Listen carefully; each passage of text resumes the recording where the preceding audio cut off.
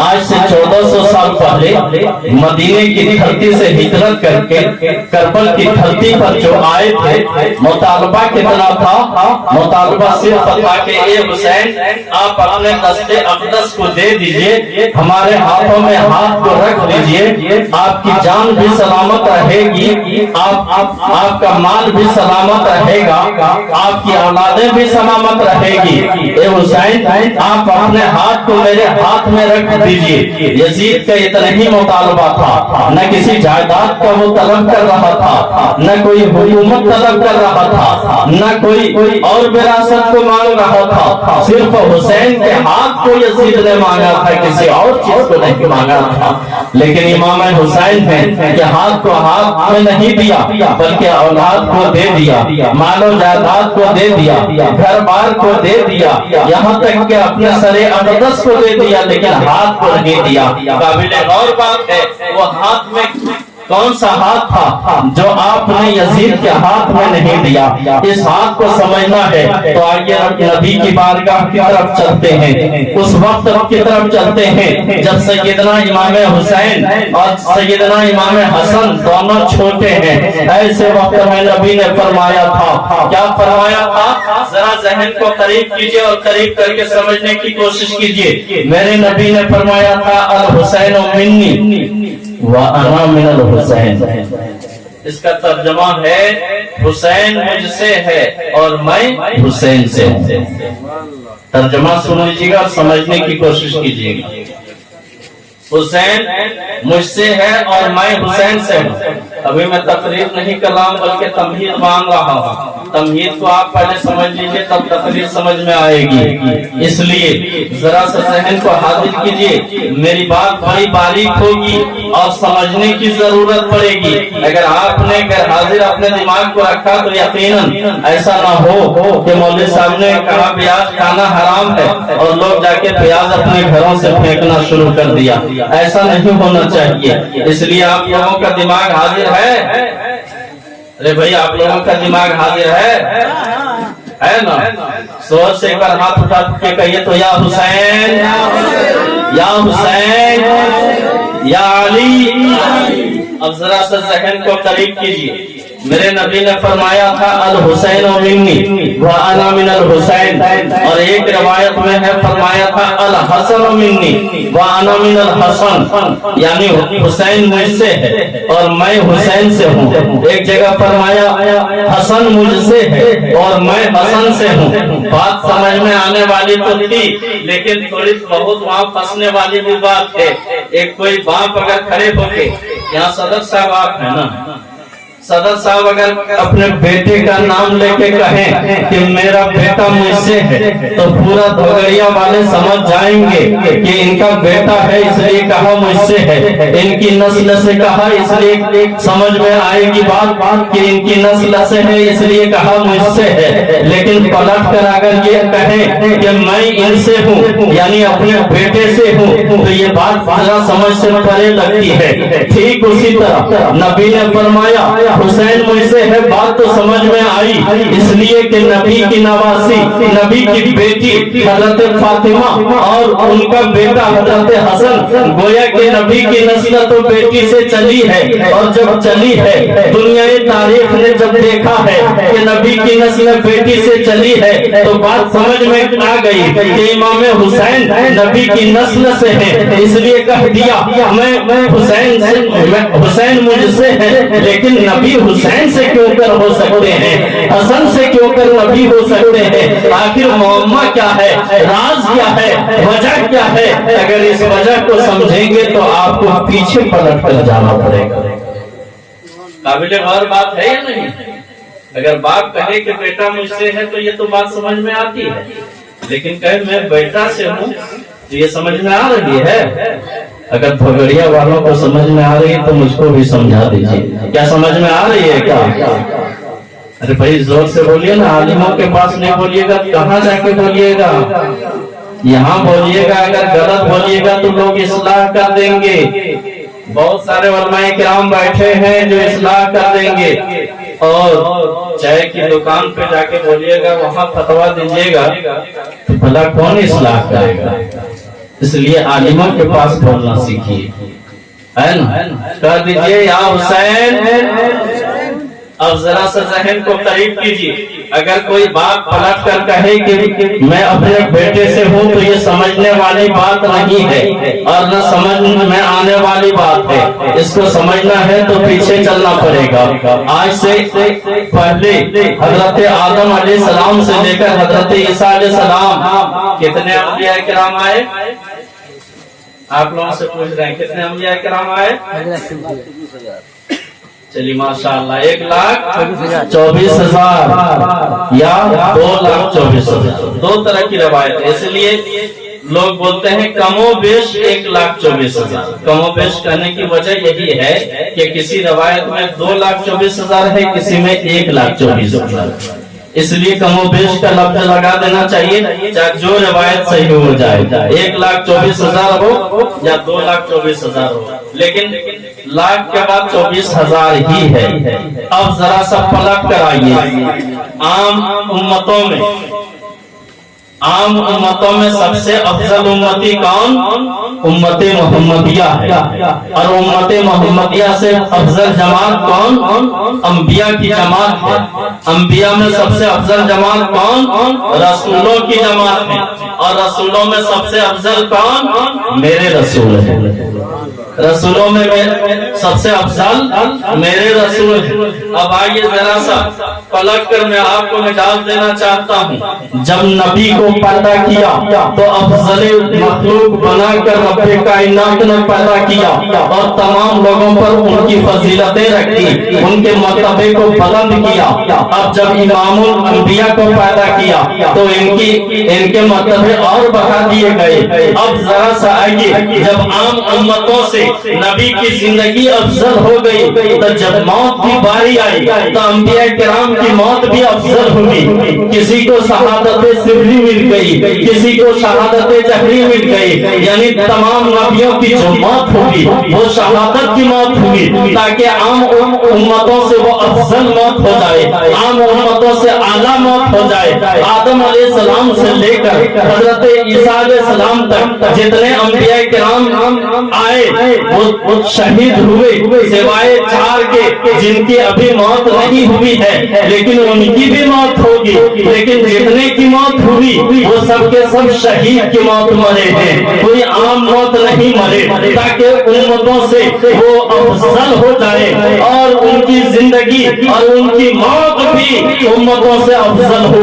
لہذا آدم کو جو زندگی ملی اس کے بعد جو موت ملی تو شہادت کی موت ملی، زکریا کو موت ملی، شہادت کی موت ملی، نوح کو جو موت ملی شہادت کی موت ملی، ابراہیم کو جو موت ملی شہادت کی موت ملی، اور تمام انبیاء کو جو شہادت کی موت ملی تو تمام انبیاء تو شہید ہو گئے۔ لیکن جب باری آئی محبوب پروردگار کی، اس ذات کی باری آئی جس جو وجہ تخلیق کائنات ہے، اس ذات کی باری آئی جس کی وجہ سے رب نے اپنی ربوبیت کو ظاہر کیا تھا، اس ذات کی باری آئی جس کی وجہ سے زمین بنی تھی، اس ذات کی باری آئی جس کی وجہ سے یہ انبیاء پیدا ہوئے، تو رب کی رحمت نے گوارا نہ کیا کہ میرا محبوب ہو اور کسی ظالم کی تلوار ہو، میرا محبوب ہو اور کوئی ظالم اس پر ظلم اٹھاتے ہوئے شہادت کے گھاٹ کو اتار دے۔ اس لیے رب کائنات نے اس شہادت کو 2 حصوں میں تقسیم کر دیا۔ تمام نبیوں کو ایک ہی شہادت ملی تھی، لیکن امام الانبیاء کو 2 شہادت ملی، ایک شہادت سری تھی، ایک شہادت جہری تھی۔ شہادت سری کے لیے اور شہادت جہری کے لیے رب کائنات نے 2 ذات کو پیدا کیا، ایک ذات کا نام شبر پڑا، دوسری ذات کا نام شبیر پڑا، یعنی ایک کا نام شبر ہوا، دوسری کا نام شبیر ہوا۔ اگر عربی میں کہہ لیا جائے تو ایک کا نام حسن ہوا، دوسرے کا نام حسین ہوا، اور دونوں ذات کو جب پیدا کیا تو شہادت کی تقسیم کی باری آئی۔ غور کیجئے گا، ذہن حاضر ہے نا؟ اگر ذہن حاضر ہے تو حاضر ہی رکھیے گا، ورنہ میں پہلے ہی بولا ہوں کہیں ایسا نہ ہو کہ آدھی بات کو سنے، اگر آدھی بات کو چھوڑ دیں تو ایسا نہ ہو کہ آدھی بات آپ کے ذہن میں رہے اور آدھی بات آپ کے ذہن میں نہ رہے۔ اس لیے غور کیجئے گا، اب شہادت کی تقسیم کی باری آئی اور ذات مصطفیٰ کے لیے جو ذات پیدا ہوئی۔ یہاں اور ایک موقع کی بات بتا دوں، یہ دونوں صاحبزادے جو ہیں کمر سے اوپر امام حسین نبی کی صورت میں تھے، یعنی کمر سے اوپر جو تھے وہ بے عین ہی لگتے تھے کہ نبی کی مشابہت تھے، اور کمر سے نیچے امام حسن نبی کی صورت میں تھے۔ اگر دونوں صاحبزادے کو ملا دیا جائے تو ایک تصویر آتی تھی جسے ہم محمد کہتے ہیں۔ اب ذرا سا ذہن کو قریب کیجئے، آپ لوگوں کا ذہن حاضر ہے ذہن؟ بات سمجھ میں آ رہی ہے؟ بات سمجھ میں آ رہی ہے تو بولوں گا، میں زبردستی بولنے والا نہیں ہوں۔ میری عادت ہے میں دین کو درسگاہ میں بیٹھ کے پڑھاتا ہوں، اور اگر رات کو بولتا ہوں تو وہاں بچوں کو نہیں بلکہ بچوں کے باپ کو پڑھاتا ہوں تاکہ بات سمجھ لے۔ اب ذرا سا ذہن کو قریب کیجیے، شہادت کی تقسیم کی باری آئی۔ آپ نے ایک واقعہ سنا ہوگا، اپنے اماموں سے تقریر میں سنا ہوگا، کیا ایک دن حضرت حسنین کریمین یعنی دونوں صاحبزادے بیٹھ کر تختی لکھ رہے تھے۔ یہ واقعہ سنے ہیں نا؟ تختی لکھ رہے تھے۔ اب تختی لیا تو حسن نے حسین سے کہا میری تختی خوبصورت ہے، اور حسین نے حسن سے کہا میری تختی خوبصورت ہے۔ دونوں بھائی میں تنازع ہو گیا، چلے اماں کے پاس۔ اماں کے پاس کہا اماں جان دونوں کی تختی دیکھیں، بھائی کہتے ہیں میری تختی خوبصورت ہے، میں کہتا ہوں میری تختی خوبصورت ہے۔ ماں نے کہا بیٹا ابا کے پاس جاؤ۔ ماں نے سوچا اگر میں حسن کی تختی خوبصورت کر دوں تو اس کا دل حسین کا دل ٹوٹے گا، حسین کو کہہ دوں تو حسن کا دل ٹوٹے گا۔ اب دونوں نے ابا کے پاس جا کے یہ مقدمہ پیش کیا۔ ابا نے کہا واقعہ سنانا مقصد نہیں، ابا نے کہا نانا کے پاس جاؤ۔ اب نانا کی بارگاہ میں جب دونوں پہنچے تو حضرت جبرائیل امین حاضر آئے، کہا یا رسول اللہ اس کا فیصلہ رب کائنات کرے گا، کیا رب کائنات کرے گا۔ اب دونوں کی تختی رکھ دی گئی۔ ایک روایت ہے کہ جنت سے سیب لے کر حضرت جبرائیل آئے، اور آنے کے بعد آپ نے سیب کو اچھال دیا، کہا جس کی تختی پہ سیب گر جائے اسی کی تختی زیادہ خوبصورت ہے۔ یہی روایت سنے ہیں نا؟ لیکن قربان جائیے یہاں تختی کی لڑائی نہیں تھی، بلکہ امام حسین کے غلاموں کے غلاموں کے غلاموں کے غلاموں کے غلام آپ کو ذہن دے رہا ہے کہ یہاں تختی کی لڑائی نہیں تھی، بلکہ یہاں شہادت کی لڑائی ہو رہی تھی۔ یہاں تختی کی خوبصورتی اور زینت کی لڑائی نہیں تھی، بلکہ یہاں تو لڑائی تھی جس کے حق میں شہادت سری جائے گی، جس کے حق میں شہادت جہری جائے گی۔ جب جبرائیل امین نے سیب اچھالا ہے تو آپ دیکھیں گے آج بھی کوئی سیب اگر خریدتے ہیں تو ایک طرف اس کا رنگ زیادہ لال ہوتا ہے، ایک طرف ہرا مائل ہوتا ہے۔ جبرائیل نے کہا تھا یا رسول اللہ جس کے تختی پر لال رنگ گرے گا اس کے لیے شہادت جہری ہوگی، اور جس کے تختی پر ہرا رنگ گرے گا اس کے لیے شہادت سری ہوگی۔ نعرہ تکبیر، نعرہ تکبیر، نعرہ رسالت، نعرہ رسالت، ذکر حسین کربلا، ذکر حسین کربلا، نعرہ تکبیر، نعرہ رسالت۔ اب تختی پہ اچھال دیا ہے، امام حسن کی تختی ایک طرف ہے، امام حسین کی تختی ایک طرف ہے۔ سیب اپنے آپ کو دو ٹکڑے میں بانٹا ہے، سیب نے اپنے آپ کو دو حصوں میں بانٹا ہے۔ ہرا رنگ جا کے حسن کی تختی پہ گر رہا ہے، اور لال رنگ جا کے حسین کی تختی پہ گر رہا ہے۔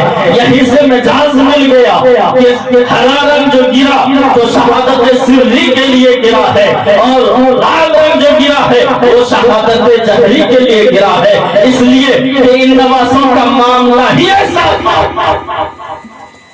اگر میں ایک بات بیچ میں کہہ دوں، اپنی अपने मौजू को थोड़ी देर के लिए मौकूफ करके इस मौजू को हटा के अगर बोल दूं कि अरे हसनैन करीमैन की जात तो वो जात है जिसके लिए शरीयत ने भी कभी अपने लिए हुक्म को बदल लिया, बदला है या नहीं बदला? आप लोग सुने हैं ना? अगर नहीं सुने हैं तो मैं सिर्फ मिसाल देके आपको समझा देना चाहता हूँ। बगड़िया में अभी कुछ लोग ईशा की नमाज पढ़ के आए होंगे, भलो सभी लोग नहीं पढ़े होंगे, इसलिए कि आज के दौर में अक्सर लोग वीकली होते हैं, वीकली ज्यादा होते हैं, कुछ लोग ईयरली भी होते हैं जो साल में एक बार ईदगाह जाएंगे और वो सबसे आगे ईदगाह में रहेंगे। और ईदगाह जाने के लिए जानते हैं अगर आदमी के बस की बात हो तो बांस लेके चांद को 2 दिन पहले निकाल देगा, 1 दिन तो दूर की बात है 2 दिन पहले निकालने की कोशिश करेगा ताकि किसी तरह रोजा खत्म हो जाए। होता या नहीं होता? जी, जो आलिम है वो ज्यादा उछल कूद नहीं करेंगे, लेकिन जो पूरे रमजान रोजा नहीं रखते हैं वही ईद के चांद के लिए ज्यादा उछल कूद करेंगे कि रेडियो में खबर दिया फला जगह से बस ईद हो रही है, मोबाइल में फोन आया फला जगह ईद हो रही है, चांद हुआ है या नहीं हुआ उससे मतलब नहीं, फला जगह ईद हो रही है। मेरे दोस्तों, ये काम आलिमों का है कि चांद की तहकीक करें, आपका काम नहीं है। अगर आप तहकीक करते हैं तो पहले आपके पास तहकीक का इल्म होना चाहिए, फिर आप तहकीक करें। जो आपके कायद कहते हैं वो गलत नहीं कहेंगे, सही कहेंगे। अपने कायद के पीछे चले, यकीनन सही रास्ता आपको मिलेगा। इसलिए जरा सा जहन को करीब कीजिए और करीब करने के बाद समझने की कोशिश कीजिए। मैंने अभी क्या कहा, कुछ लोग ईशा की नमाज पढ़ के आए होंगे और जो नहीं पढ़े हैं जुमा भी पढ़ते होंगे, और जुमा पढ़ते हैं तो अपने इमाम साहब से सवाल कीजिएगा कि इमाम साहब हमने नियत तो कर ली, अब नियत करने के बाद सूरह फातिहा भी पढ़ लिया, सूरह फातिहा पढ़ने के बाद जो सूरत पढ़नी थी उसे भी पढ़ दिया, अब वहां से हम सजदे में चले गए, रुकू के बाद सजदे में आए, पहली रकात में 3 तस्बीह पढ़े, अब दूसरी रकात में कितनी तस्बीह पढ़े? क्या होगा जवाब इमाम साहब का? कि पहली में अगर 3 पढ़े तो दूसरी में भी 3 ही पढ़े, यही ना कहेंगे? ये तो नहीं कहेंगे कि पहली में 3 पढ़े थे दूसरी में 11 तस्बीह पढ़ दीजिए। ऐसा है क्या? नहीं ना है, ऐसा नहीं है। अगर पहली में 3 तो दूसरी में भी 3, पहली में 5 तो दूसरी में भी 5, पहली में 7 तो दूसरी में भी 7, और पहली में 11 तो दूसरी में भी 11। लेकिन कुर्बान जाइए, मेरे नबी आज से 1400 साल पहले मदीने की धरती पर सहाबा की जमात है, दुनियाए इस्लाम के हादी मोहम्मद रसूलुल्लाह सल्लल्लाहु अलैहि वसल्लम हैं जो इमाम बने हैं और सहाबा को नमाज पढ़ा रहे हैं। तमाम लोग सजदे में गए, एक सजदा हो चुका है, दूसरे सजदे के लिए जैसे ही मेरे आका ने अपने सर को सजदे में रखा है, इमाम दोनों साहबजादे छोटे हैं, इमाम हुसैन जाते हैं, पुश्ते अनवर पर सवार हो जाते हैं। सहाबा इंतजार कर रहे हैं कि मेरे नबी सरे नाज़नीन को उठाएंगे, लेकिन मेरे नबी ने सजदे को टूट देना शुरू किया है। अब 3 तस्बीह नहीं, 7 तस्बीह नहीं, 9 तस्बीह नहीं, 11 तस्बीह नहीं, 17 तस्बीह नहीं, 21 तस्बीह नहीं, बल्कि मुकम्मल 72 तस्बीह पड़े हैं। तारीख को उठा कर देखिए, इमाम हुसैन पुश्ते अनवर पर सवार है, लेकिन पहली रकात में तस्बीह कम है, दूसरी रकात में मुस्तफा है, तो मुकम्मल 72 तस्बीह पड़े हैं। अब मुस्तफा से सवाल कीजिए, या रसूल अल्लाह 72 ही तस्बीह क्यों पढ़े थे? वहाँ 21 तस्बीह भी पढ़ सकते थे, 51 भी पढ़ सकते थे, 101 भी कर सकते थे, 72 पे क्यों समेटा है? तो मुस्तफा ज़बान हाल से नहीं बल्कि हाल से जवाब देंगे कि लोगों सुनो, उसी वक्त में करबला की निशानदेही कर रहा था कि हुसैन मैंने तेरे लिए सजदा को तूल किया है, और इस सजदे को जब तुम बचाओगे तो तुम तन्हा नहीं, तुम्हारे साथ 72 कितने होंगे? 72। कितने गए थे करबला में? 72 लोग गए थे ना। 72 नुफूस कुदसिया थी जो करबल में गए थे, तो उस सजदे ही ने हमें पता दे दिया और उसी वक्त पता मिल गया कि 72 लोग जाओगे। अब जरा मिजाज पलटिए, पहली रकात में कम तस्बीह और दूसरी रकात में ज्यादा तस्बीह, शरीयत ने अपने अंदर लचक पैदा किया या नहीं किया? पैदा किया या नहीं किया? अब जरा सा और आगे बढ़ के आइए, आपके गांव के इमाम हैं अजीजी मौलाना कलाम, अगर जुम्मा के दिन खुतबा दे, आप पहले खुतबा दे चुके हो, दूसरे खुतबा के लिए बैठे हो, ऐसे वक्त में दूसरे खुतबा के लिए जब उठा इनका बेटा अगर लड़खड़ाते कदमों से मस्जिद में घुस जाए तो क्या कहिएगा? क्या आप खुतबा छोड़ के पहले बेटे को संभाल लीजिए कहिएगा? अगर किसी तरह छोड़ के और मिंबर से उतर के अपने बेटे को गोद ले लिया तो जानते हैं जुम्मा के बाद ही लोग डंडा लेकर दगड़िया वाले खड़े हो जाएंगे। क्या हुआ कि इमाम साहब ने खुतबा डिस्टर्ब कर दिया, अभी नहीं यहाँ से भगाओ। क्या है भाई? बोला बीच में खुतबा छोड़ के अपने बेटे को जाके पकड़ लिया। अब नमाज जुम्मा हुई या नहीं पता नहीं, इन्हें यहाँ से जल्दी भगा दो।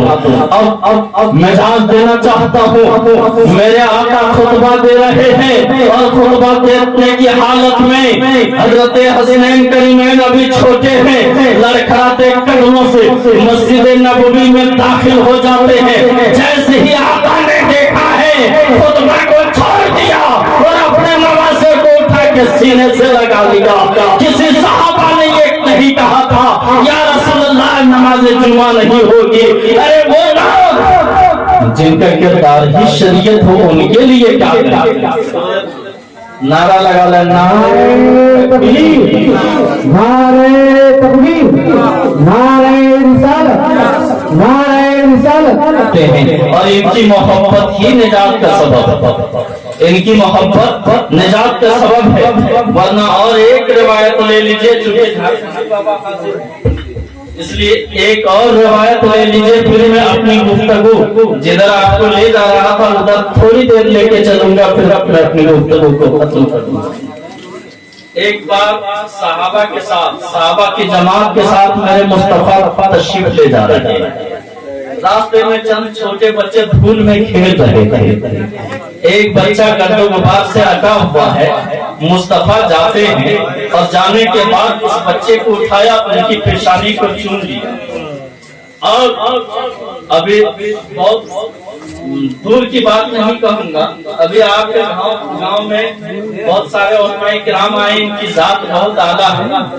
अगर झारखंडी बाबा यहाँ स्टेज से उतरे और किसी बच्चे को उठाकर उनकी पेशानी को चूम ले तो माँ बाप को रश्क होगा या नहीं होगा कि मेरा बेटा को चूम लिया, एक आलिम ने मेरे बेटे को चूम लिया, फख्र होगा।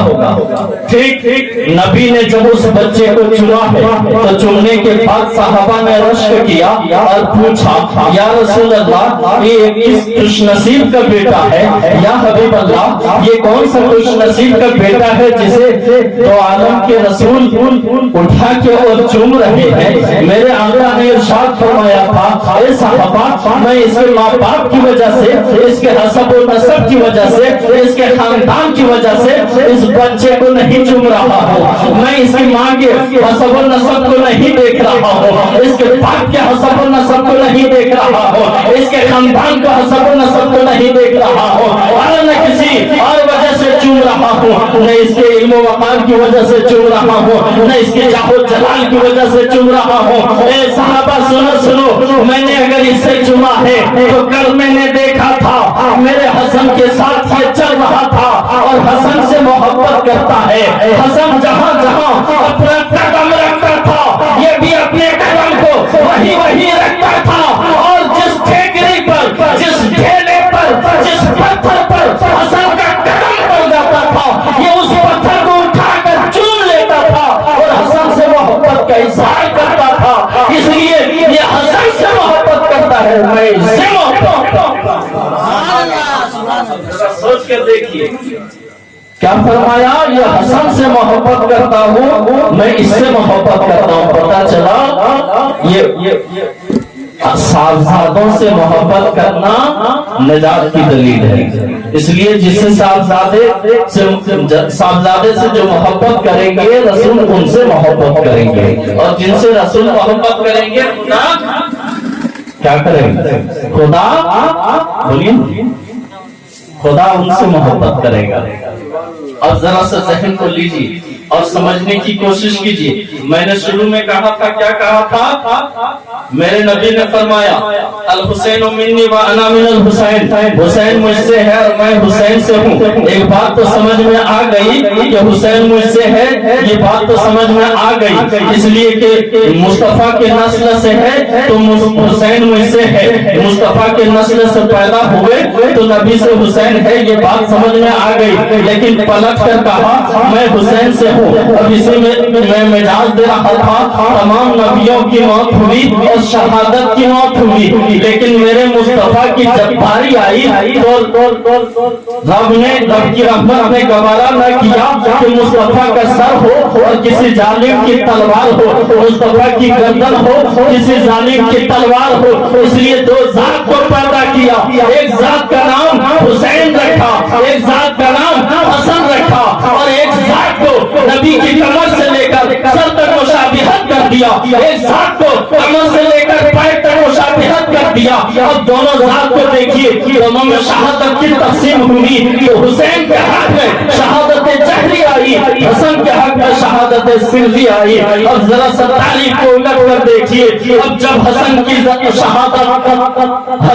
شہادت جب زہر سے ہو گئی تو نبی کی شہادت سری ہو گئی، اور حسین کی شہادت جب کربلا کی دھرتی پہ ہو گئی تو نبی کی شہادت جہری ہو گئی۔ پتہ چلا ابتدا نبی سے ہے، لیکن نبی کی شہادت کی انتہا دونوں صاحبزادوں پر ہے، اسی لیے نبی نے فرمایا وَأَنَا مِنَ الْحُسَيْنِ، اور میں حسین سے ہوں، یعنی میری شہادت کی تکمیل حسین سے ہے۔ اللہم صلی علی سیدنا و شفیعنا و نبینا مولانا محمد البارک وسلم، صلو علیہ وسلم علیک یا رسول اللہ، صلاۃ و سلام علیک یا حبیب اللہ۔ اس لیے دوستو ان صاحبزادوں کے مرتبہ کیا ہی کہنا ہے، بلکہ فطرت نے بھی کبھی اپنے قانون کو بدل دیا ہے، کبھی شریعت نے اپنے اندر لچک پیدا کر لیا ہے، لیکن آئیے کربلا کی دھرتی کو ذرا ایک نظر اس پہ ڈالیں۔ 10ویں محرم کی شب جو تھی، اس شب میں کیسے لوگوں نے گزارا ہے، دونوں طرف سردیوں کی حالت تھی، لیکن حالت میں حقیقت میں بدلاؤ تھا، اور ذرا سا قریب آج جو محرم مناتے ہیں تو ڈھول تماشا اور نشہ بازی یہ عام ہوتا جا رہا ہے۔ پتہ نہیں ڈھولیا میں ہے یا نہیں ہے، اگر نہیں ہے تو اللہ کرے نہ ہو، نہیں ہے۔ محرم منانا بالکل جائز ہے، بالکل جائز ہے، لیکن محرم کی طرح منائی۔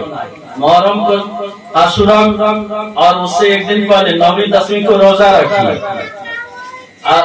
شب عاشورہ کو عبادت کیجیے، چاند نظر آ جائے شہدائے کربلا کے نام سے قرآن خوانی کیجیے، لیکن یہ ڈھول اور تماشا کا نام محرم نہیں ہے۔ محرم جو شرعی اعتبار سے جس کو ہم محرم کہتے ہیں وہ محرم عاشورہ کے سامنے عبادت کرنا۔ اگر آپ محرم کی حقیقت کو دیکھیں گے تو چلیے پلٹ کر پیچھے چلیے۔ میرے نبی ایک بار راستے سے گزر رہے تھے، یہودیوں کو روزہ رکھتے ہوئے دیکھا تو کہا کس وجہ سے روزہ رکھ رہے ہو؟ تو یہودیوں نے اپنی تعریف کو بتایا تھا کہ ہمارے نبی کو یہ ہوا تھا، ہمارے نبی کو یہ ہوا تھا۔ میرے آقا نے ارشاد فرمایا کہ تم سے زیادہ ہم نبیوں کو ماننے والے ہیں، لہذا اپنی امتوں کو حکم دیا تم بھی روزہ رکھو، لیکن وہ ایک روزہ رکھتے ہیں، تم دو روزہ رکھو۔ اب 2 روزے کا حکم ملا، جب تک رمضان کا روزہ فرض نہیں ہوا تب تک روزہ اسی کا فرض رہا۔ جب رمضان کا روزہ فرض ہو گیا تو کہا اب جس کا چاہے وہ، جس کا جی چاہے وہ رکھے، جس کا جی نہ چاہے وہ نہ رکھے۔ وہاں سے اختیار دے دیا گیا، یعنی مستحب ہو گیا۔ ٹھیک ہے. اب ذرا سا محرم کی اور تھوڑی سی حقیقت کو سمجھ کے دیکھیے. صرف کربل کی دھرتی کو آپ دیکھ رہے ہیں. محرم ہی کی 10ویں تاریخ کو وہ مہینہ ہے جس دن آدم کی توبہ قبول ہوئی تھی. محرم ہی کی تاریخ وہ تاریخ ہے جس دن حضرت ابراہیم کے اوپر آگ گلزار ہوئی تھی. محرم ہی کے وہ مہینہ ہے جس دن نوح کی کشتی جودی پہاڑی پہ لگی تھی. محرم ہی کا مہینہ ہے جس دن زکریا علیہ السلام پر آرا چلایا گیا تھا. محرم ہی کا مہینہ ہے. اور 10ویں ہی کی تاریخ تھی جب حضرت یونس علیہ السلام مچھلی کے پیٹ سے نکلے تھے. کون کہتا ہے محرم منانا جائز نہیں ہے؟ محرم منانا بالکل جائز ہے، لیکن یہ واحجات کرنا جائز نہیں ہے، یہ خرافات کرنا جائز نہیں ہے. اگر آپ امام حسین کے نام پہ ناچ رہے ہیں تو ارے ناچ کو مٹانے ہی کے لیے امام حسین نے اپنی گردن کو دیا تھا.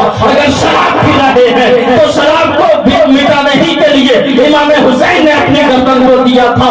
علی اکبر کی جوانی کو دیا تھا، علی اصغر کے بچپنا کو دیا تھا، اور اسی کے خلاف دیا تھا. اس لیے کہ یزید چاہتا تھا شراب عام ہو جائے، یزید چاہتا تھا جوا عام ہو جائے، یزید چاہتا تھا زنا عام ہو جائے. ان چیزوں پر بندش لگانے کے لیے حسین نے اپنے کنبے کو لٹایا ہے، حسین نے علی اصغر کو دیا ہے، حسین نے علی اکبر کو دیا ہے، قاسم نے اپنی جوانی کو دیا ہے، عباس نے اپنے بازو کو دیا ہے. اگر دیا ہے تو انہی چیزوں کے لیے دیا ہے. اور اگر ہم ان چیزوں کو مٹا کے محرم مناتے ہیں تو یہ صراحتاً غلط ہے. محرم منانا جائز ہے لیکن منانے کی طرح منائیے.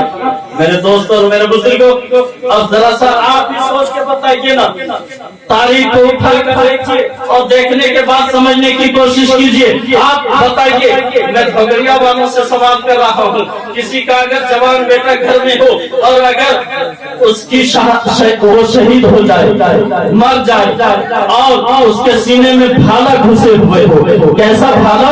جس کی انیاں نکلی ہوئی ہو، جس کے نوک نکلے ہوئے ہو، اور جب بھالا کو نکالتا ہو تو اس کے ساتھ تنا ہوا دل بھی نکل جائے. ذرا سوچ کے دیکھیے، وہ باپ کبھی ڈھولک بجائے گا؟ ارے وہ باپ ڈھولک بجائے گا؟ وہ باپ کبھی ناچے گا؟ وہ باپ کبھی شراب پیے گا؟ نہیں. اب ذرا سا پلٹ کرائیے، اکبر کی جوانی لوٹ رہی ہے، امام حسین اپنے بازوئے اکبر سے اٹھاتے ہیں اور جب بھالے کو نکالتے ہیں تو تاریخ بتاتی ہے کہ اکبر کا تنا ہوا دل بھی نکل گیا تھا. آپ بھی بیٹے والے ہو، آپ ذرا سوچ کر بتاؤ، آپ کے گھر میں کوئی بیٹا اگر انتقال ہو جائے تو کیا آپ ڈھول بجائیں؟ پھر شریعت پہ کیوں الزام پہ کیسے محرم مناتے ہیں؟ شریعت نے یہ محرم منانے کے لیے نہیں کہا. شریعت نے جس محرم کو منانے کے لیے کہا ہے وہ محرم منائیے. میں دعوے سے کہتا ہوں کہ کوئی آپ پر اعتراض نہیں کر سکتا ہے. آئیے، میرے آقا فرماتے ہیں 10ویں محرم کو اگر اپنے گھر میں کوئی بہترین کھانا بنائے اور اپنے بال بچوں کو کشادگی کے ساتھ کھلائے، فراوانی کے ساتھ کھلائے اور غریبوں کو بھی کھلائے، رب کائنات اسے کبھی سال بھر اسے رزق کا محتاج نہیں بنائے گا. یہ تو کریں گے نہیں. آئیے، نبی نے فرمایا روزے رکھیں، یہ تو رکھیں گے نہیں. میرے دوستوں اور میرے بزرگوں، ہماری روش غلط ہوتی جا رہی ہے، لیکن روش غلط ہونے کا مطلب یہ نہیں ہے کہ ہم جائز چیز ہی کو حرام کرتے ہیں. اپنے غلط روش کو ہٹاتے ہیں، یہ ہمیں زیب دیتا ہے. وما الینا الا البلاغ. السلام علیکم ورحمۃ اللہ وبرکاتہ. انشاءاللہ پھر کبھی زندگی نے عطا کیا تو ضرور گفتگو ہوگی.